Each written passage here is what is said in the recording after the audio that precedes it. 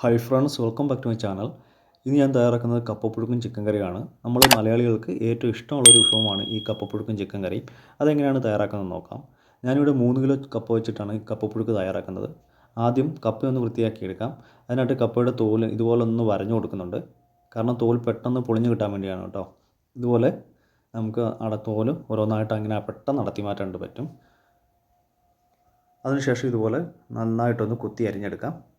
ഇങ്ങനെ കുത്തി അരിയുമ്പോൾ ഒരേ കനത്തിൽ തന്നെ നമുക്ക് കപ്പ കട്ട് ചെയ്തെടുക്കാനായിട്ട് പറ്റും. അവസാനം ഒരു നാരുണ്ട്, അതങ്ങ് മാറ്റി കൊടുക്കാം. ആവശ്യത്തിന് വെള്ളം ഒഴിച്ചിട്ട് ഈ കപ്പ 2-3 തവണ നന്നായിട്ട് ഇതുപോലെ ഒന്ന് കഴുകിയെടുക്കണം. കപ്പയിലെ അഴുക്കൊക്കെ പോയതിന് ശേഷം ഇനി അതിലേക്ക് ആവശ്യത്തിന് വെള്ളം ഒഴിച്ചു കൊടുക്കാം. കപ്പ മുങ്ങിക്കിടക്കുന്ന പരുവത്തിൽ നമ്മൾ വെള്ളം ചേർത്ത് കൊടുക്കുന്നുണ്ട്. അത്യാവശ്യം കൂടുതൽ വെള്ളം ചേർത്ത് കൊടുക്കാം, കാരണം നമുക്ക് ഈ വെള്ളം ഊറ്റിക്കളയാനുള്ളതാണ്. അങ്ങനെ കപ്പയിലേക്ക് ആവശ്യത്തിന് വെള്ളം ഒഴിച്ച് കൊടുത്തു. ഇനി മൂടി വെച്ചിട്ട് നമുക്ക് കുക്ക് ചെയ്തെടുക്കാം. ഞാനിവിടെ ഹൈ ഫ്ലെയിമിലിട്ടാണ് കുക്ക് ചെയ്തെടുക്കുന്നത്. ഇനി അത് വെന്ത് വരുന്ന സമയം കൊണ്ട് നമുക്കിതിന് വേണ്ട അരപ്പ് തയ്യാറാക്കി എടുക്കാം.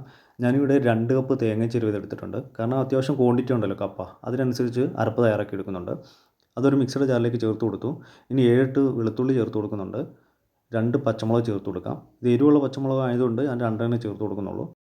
ഇനി ഒരു തണ്ട് കറിവേപ്പില ചേർത്ത് കൊടുക്കാം. ഇതിലേക്ക് 1 ടീസ്പൂൺ ജീരകവും, അതായത് നല്ല ജീരകവും, 1 ടീസ്പൂൺ മഞ്ഞൾപ്പൊടി ചേർത്ത് കൊടുക്കുന്നുണ്ട്. നമ്മൾ കപ്പയിൽ ഉപ്പ് ചേർത്തിട്ടില്ലായിരുന്നു. ഞാൻ ഈ അരപ്പ് തയ്യാറാക്കുന്നതിൽ ഉപ്പ് ചേർത്ത് കൊടുക്കുന്നുണ്ട്. പാകത്തുള്ള ഉപ്പ് കൂടി ചേർത്തിട്ട് ഇതുപോലെ ഒന്ന് ക്രഷ് ചെയ്തെടുക്കാം. ഇത് ഒരുപാട് അങ്ങ് അരഞ്ഞു പോകാൻ പാടില്ല കേട്ടോ, ഒന്ന് ചതച്ചെടുത്താൽ മതിയാവും. ഞാനിവിടെ വെള്ളമൊന്നും ചേർക്കാതെ റിവേഴ്സ് ബട്ടണിലൊന്ന് കറക്കിയെടുക്കുകയാണ് ചെയ്തിരിക്കുന്നത്. ഇനി ഇതൊരു സൈഡിലേക്ക് മാറ്റി വെക്കാം. ഈ സമയം കൊണ്ട് നമ്മുടെ 2-3 തിളയൊക്കെ വന്നിട്ട് കപ്പ നല്ല പാകത്തിന് കുക്കായിട്ടുണ്ട് കേട്ടോ. പെട്ടെന്ന് വേകുന്ന കപ്പയായിരുന്നു. നമ്മൾ ഫ്ലെയിം ഓഫ് ചെയ്ത് കൊടുത്തിട്ടുണ്ട്. കൈ കൊണ്ട് ഇതുപോലെ ഉടയ്ക്കുന്ന സമയത്ത് നല്ല ഉടയുന്ന പരുവത്തിൽ കുക്കായിട്ടുണ്ട്. ഇനി നമുക്കിതിലെ വെള്ളമൊക്കെ ഒന്ന് ഊറ്റിക്കളഞ്ഞെടുക്കാം. ഇവിടെ ഞാൻ വെള്ളമൊക്കെ ഊറ്റിക്കളഞ്ഞെടുത്തിട്ടുണ്ട്.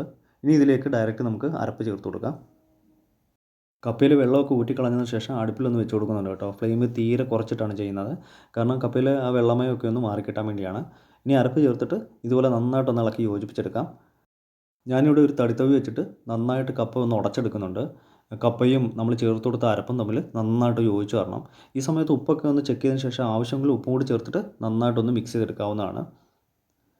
ചിലർക്ക് കപ്പപ്പുഴുക്ക് തയ്യാറാക്കുമ്പോൾ കപ്പ നന്നായിട്ട് ഉടഞ്ഞു കിട്ടണം. ചിലർക്ക് അധികം ഉടയാത്ത പരുവത്തിലാണ് വേണ്ടത്. അത് നമ്മുടെ ഇഷ്ടാനുസരണം തയ്യാറാക്കി എടുക്കാം കേട്ടോ. ഇവിടെ ഞാൻ നന്നായിട്ട് ഉടച്ചെടുത്തിട്ടുണ്ട്. ഇനി ഫ്ലെയിം ഓഫ് ചെയ്ത് കൊടുക്കാം. ഇനി ഇതിലേക്കൊന്ന് താളിച്ച് ചേർക്കണം. അതിനായിട്ട് ഒരു കടായി അടുപ്പിൽ വെച്ച് ചൂടാകുന്ന സമയത്ത് 3 ടേബിൾ സ്പൂൺ വെളിച്ചെണ്ണ ഒഴിച്ചു കൊടുക്കാം. ഇനി ഇതിലേക്ക് 1 ടീസ്പൂൺ കടുകിട്ടൊന്ന് പൊട്ടിച്ചെടുക്കണം. കടുക് നന്നായിട്ട് പൊട്ടി വന്നിട്ടുണ്ട്. അതിലേക്ക് 3-4 ചുവന്നുള്ളി സ്ലൈസായിട്ട് അരിഞ്ഞ് ചേർത്ത് കൊടുക്കാം. ഇതൊന്ന് ഗോൾഡൻ കളറായി വരുന്ന വരെ ഒന്ന് റോസ്റ്റ് ചെയ്തെടുക്കണം. ഇത് ഹാഫ് റോസ്റ്റായി വരുന്ന സമയത്ത് നമുക്കിതിലേക്ക് 3-4 വറ്റൽമുളക് ചേർത്ത് കൊടുക്കാം. 2 തണ്ട് കറിവേപ്പില കൂടി ചേർത്ത് കൊടുക്കുന്നുണ്ട്. അതുകൂടി ചേർത്തിട്ടൊന്ന് റോസ്റ്റ് ചെയ്തെടുക്കണം. ലോ ഫ്ലെയിമിലിട്ട് ഇതെല്ലാം കൂടി ഒന്ന് റോസ്റ്റ് ചെയ്തെടുക്കുന്നുണ്ട്. ഉള്ളി ഒരു ലൈറ്റ് ഗോൾഡൻ കളർ ആകുന്ന വരെ റോസ്റ്റ് ചെയ്തെടുക്കാം. ഇനി ഫ്ലെയിം ഓഫ് ചെയ്ത് ഇത് ഡയറക്റ്റ് നമുക്ക് കപ്പപ്പുഴുക്കിലേക്ക് ചേർത്ത് കൊടുക്കാം. ഇങ്ങനെ താളിപ്പ് ചേർത്ത് കഴിയുമ്പോഴാണ് കപ്പപ്പുഴുക്കിന് ടേസ്റ്റ് കൂടുതൽ കിട്ടുക. ഇങ്ങനെ താളിപ്പ് ചേർത്തിട്ട് ഇതെല്ലാം കൂടി നന്നായിട്ട് ഇളക്കി യോജിപ്പിച്ചെടുക്കാം. കപ്പപ്പുഴുക്ക് തയ്യാറാക്കുമ്പോൾ എപ്പോഴും നല്ല വേവുന്ന കപ്പ എടുക്കാനായിട്ട് ശ്രദ്ധിക്കണം. ചില കപ്പയുണ്ടല്ലോ അധികം മൂക്കാത്ത കപ്പ, അതായത് കപ്പപ്പുഴുക്ക് തയ്യാറാക്കുമ്പോൾ അത് നല്ല കഷ്ണങ്ങളായിട്ട് തന്നെ കിടക്കും. അങ്ങനെ കിടക്കുകയാണെങ്കിൽ നമ്മുടെ പുഴുക്കിന് അത്ര ടേസ്റ്റ് കാണില്ല കേട്ടോ. അങ്ങനെ നമ്മുടെ പുഴുക്ക് റെഡി ആയിട്ടുണ്ട്. ഇതൊരു സൈഡിലേക്ക് മാറ്റി വെക്കാം. ഇനി നമുക്ക് ചിക്കൻ കറി തയ്യാറാക്കാനായിട്ട് തുടങ്ങാം. ആദ്യം നമുക്ക് അതിന് വേണ്ട ഒരു ഉള്ളിയൊക്കെ വെച്ച് ചതച്ചൊരു കൂട്ട് തയ്യാറാക്കുന്നുണ്ട്. അതിനായിട്ടൊരു മിക്സിയുടെ ജാറിലേക്ക് 10 ചുവന്നുള്ളി ചേർത്ത് കൊടുത്തു.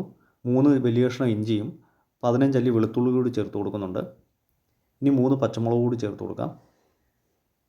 ഇനി ഇതെല്ലാം കൂടി ഒന്ന് ക്രഷ് ചെയ്തെടുക്കുന്നുണ്ട്. ഒരുപാട് അങ്ങ് അരഞ്ഞു പോകാനായിട്ട് പാടില്ല. ഇനി ഇതൊരു സൈഡിലേക്ക് നമുക്ക് മാറ്റി വെക്കാം. ഇനി നമുക്ക് ചിക്കൻ കറി കുക്ക് ചെയ്യാനായിട്ട് തുടങ്ങാം. ഞാനിവിടെ ഉരുളിയിലാണ് കുക്ക് ചെയ്യുന്നത്. ഉരുളി ചൂടാകുന്ന സമയത്ത് അതിലേക്ക് 4 ടേബിൾ സ്പൂൺ വെളിച്ചെണ്ണ ഒഴിച്ചു കൊടുത്തു. വെളിച്ചെണ്ണ ചൂടാകുന്ന സമയത്ത് 1 ടീസ്പൂൺ കടുക് ഇട്ടൊന്ന് പൊട്ടിച്ചെടുക്കാം. കടുക് നന്നായിട്ട് പൊട്ടി വന്നിട്ടുണ്ട്. ഇതിലേക്ക് നമ്മൾ നേരത്തെ ചതച്ച് വെച്ചിരിക്കുന്ന കൂട്ട് ചേർത്ത് കൊടുക്കാം.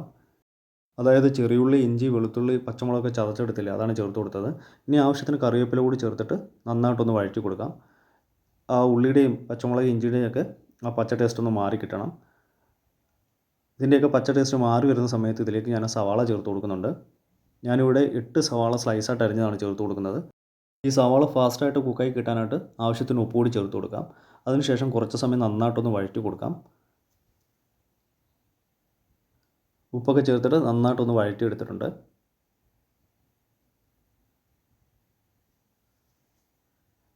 ഇനി ഇത് ഫാസ്റ്റായിട്ട് കുക്കായി കിട്ടാനായിട്ട് മൂടി വെച്ചിട്ട് കുറച്ച് സമയം കുക്ക് ചെയ്തെടുക്കാം. ഒരു 2 മിനിറ്റ് അങ്ങനെ മൂടി വെച്ച് കുക്ക് ചെയ്തെടുത്തിട്ടുണ്ട്. സവാള നല്ല സോഫ്റ്റായിട്ട് വന്നിട്ടുണ്ട്. അതുകൊണ്ട് ഈ ഒരു പരുവത്തിൽ കിട്ടിയിട്ടുണ്ട്. ചെറിയ ഉള്ളിയൊക്കെ ചതച്ച് വഴറ്റിയതുകൊണ്ട് തന്നെ നമ്മുടെ കറിക്ക് നല്ലൊരു ടേസ്റ്റും നല്ല കൊഴുപ്പുമായിരിക്കും കേട്ടോ. ഇനി നമുക്കിതിലേക്ക് പൊടികളൊക്കെ ചേർത്ത് കൊടുക്കാം. ആദ്യം 1/2 ടീസ്പൂൺ മഞ്ഞൾപ്പൊടി ചേർത്ത് കൊടുക്കുന്നുണ്ട്. 2 ടേബിൾ സ്പൂൺ മല്ലിപ്പൊടി ചേർത്ത് കൊടുക്കാം. ഇനി ഇതിലേക്ക് എരിവിന് ആവശ്യമുള്ള മുളക് പൊടി ചേർത്ത് കൊടുക്കാം.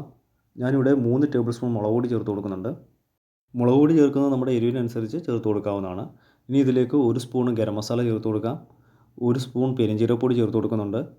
1 സ്പൂണ് കുരുമുളക് പൊടി കൂടി ചേർത്ത് കൊടുക്കാം. ഇനി ഈ പൊടികളുടെയൊക്കെ പച്ച ടേസ്റ്റ് മാറുന്ന വരെ നന്നായിട്ടൊന്ന് വഴറ്റിയെടുക്കാം. മീഡിയം ഫ്ലെയിമിലിട്ട് വളരെ കുറച്ച് സമയം നന്നായിട്ടൊന്ന് വഴറ്റിയെടുക്കുന്നുണ്ട്. സവാളയൊക്കെ നന്നായിട്ട് വഴന്ന് കിട്ടണം കേട്ടോ. എങ്കിലാണ് നമ്മുടെ കറിക്ക് നല്ല കൊഴുപ്പും ടേസ്റ്റും കിട്ടുക. അപ്പോൾ പൊടികളൊക്കെ ചേർത്തിട്ട് നന്നായിട്ട് വഴറ്റിയെടുത്തിട്ടുണ്ട്. ഇനി ഇതിലേക്ക് കട്ട് ചെയ്ത് വെച്ചിരിക്കുന്ന തക്കാളി ചേർത്ത് കൊടുക്കാം.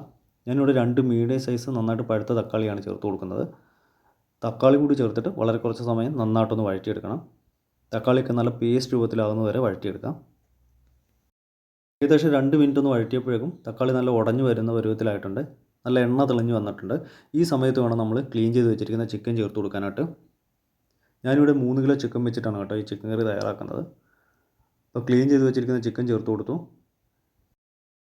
ഈ മസാലയിൽ ചിക്കൻ നന്നായിട്ടൊന്ന് ഇളക്കി യോജിപ്പിച്ചെടുക്കാം. ഒരു 2-3 മിനിറ്റ് മസാലയിൽ നന്നായിട്ട് ഇതുപോലെ ഒന്ന് വഴറ്റിയെടുക്കുന്നുണ്ട്. ഇതിൽ നമ്മളിപ്പം വെള്ളം ചേർക്കുന്നില്ല കേട്ടോ. ചിക്കനിൽ നിന്നുള്ള അത്യാവശ്യം വെള്ളം ഇറങ്ങി വരും. ആ വെള്ളം വെച്ചിട്ടാണ് നമ്മളിത് കുക്ക് ചെയ്തെടുക്കുന്നത്. ഇനി ആവശ്യത്തിന് ഗ്രേവി വേണ്ടവർക്ക് ചൂടുവെള്ളം ചേർത്ത് കുക്ക് ചെയ്തെടുക്കാവുന്നതാണ്. ഞാൻ മസാലയും ചിക്കനും തമ്മിൽ നന്നായിട്ടൊന്ന് യോജിച്ചതിന് ശേഷം മൂടി വെച്ചിട്ട് മീഡിയം ഫ്ലെയിമിലിട്ടൊന്ന് കുക്ക് ചെയ്തെടുക്കുന്നുണ്ട്. ഇടയ്ക്കൊന്ന് തുറന്നിട്ട് ഇളക്കി കൊടുക്കാനായിട്ട് മറക്കരുത്. ഇവിടെ ചിക്കനിൽ നിന്നുള്ള വെള്ളമൊക്കെ ഇറങ്ങിയിട്ട് ചിക്കൻ ഏകദേശം 3/4 വേവ് ആയിട്ടുണ്ട്. അപ്പോൾ ഉപ്പ് കുറവായിട്ട് തോന്നിയതുകൊണ്ട് ഞാൻ ആവശ്യത്തിന് ഉപ്പ് കൂടി ചേർത്ത് കൊടുക്കുന്നുണ്ട്. അതിനുശേഷം ഒന്നുകൂടി ഒന്ന് ഇളക്കി യോജിപ്പിച്ചെടുക്കാം. ഈ സമയത്ത് ഗ്രേവി കുറവായിട്ട് തോന്നുകയാണെങ്കിൽ വേണമെങ്കിൽ ചൂടുവെള്ളം ചേർത്ത് കൊടുക്കാവുന്നതാണ്. ഇനി എരിവൊക്കെ ചെക്ക് ചെയ്തതിന് ശേഷം എരിവും മസാലയൊക്കെ കുറവായിട്ട് തോന്നുകയാണെങ്കിൽ ആവശ്യത്തിന് കുരുമുളക് പൊടിയും ആവശ്യത്തിന് ഗരം മസാലയൊക്കെ ഈ സമയത്ത് ചേർത്ത് കൊടുക്കാവുന്നതാണ്. ഇനി ഞാൻ ഇതിലേക്ക് കുറച്ച് കറിവേപ്പില കൂടി ചേർത്ത് കൊടുക്കുന്നുണ്ട്. ഇനി സ്പെഷ്യലായി ചേർത്ത് കൊടുക്കുന്നത് 2 സ്പൂണ് നെയ്യാണ് കേട്ടോ. ഇങ്ങനെ നെയ്യ് ചേർക്കുമ്പോൾ ഒരു പ്രത്യേക ഫ്ലേവറാണ് നമ്മുടെ ചിക്കൻ കറിക്ക്. അങ്ങനെ ചെയ്തിട്ടില്ലാത്തവർ ഒന്ന് ചെയ്ത് നോക്കണം കേട്ടോ. അതിനുശേഷം ഒന്നുകൂടി ഒന്ന് നന്നായിട്ടൊന്ന് ഇളക്കി യോജിപ്പിച്ചെടുക്കാം.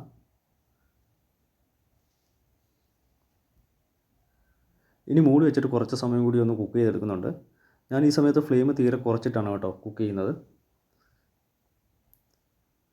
ഒരു 4-5 മിനിറ്റ് കൂടി കുക്ക് ചെയ്തതിന് ശേഷം ഫ്ലെയിം ഓഫ് ചെയ്ത് വാങ്ങി വെച്ചു. അങ്ങനെ വളരെ ടേസ്റ്റി ആയിട്ടുള്ള ചിക്കൻ കറി ഇവിടെ തയ്യാറായിട്ടുണ്ട്.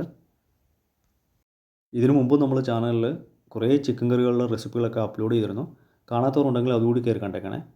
ഈ ചിക്കൻ കറി നെയ്ച്ചോറിനും പൊറോട്ടയ്ക്കും ചപ്പാത്തിക്കൊക്കെ കൂടെ കഴിക്കാൻ പറ്റിയ വളരെ ടേസ്റ്റി ആയിട്ടുള്ളൊരു ചിക്കൻ കറിയാണ്.